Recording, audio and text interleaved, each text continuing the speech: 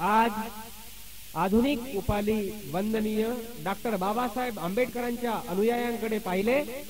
तर कोणीही तिळमात्र सुद्धा विश्वास ठेवून हे कबूल करणार नाही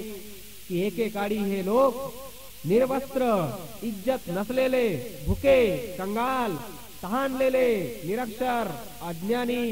मानवताहीन, तोंडाला गाडगे, कमरेला फडे अशा स्थितीत होते. परंतु दोस्त हो, आज बुद्ध भीमाचा 100% अपंगत्व असलेला अनुयायी तसा नसून उन्नती समृद्धीच्या सर्वोच्च शिखरावर विराजमान असल्यामुळे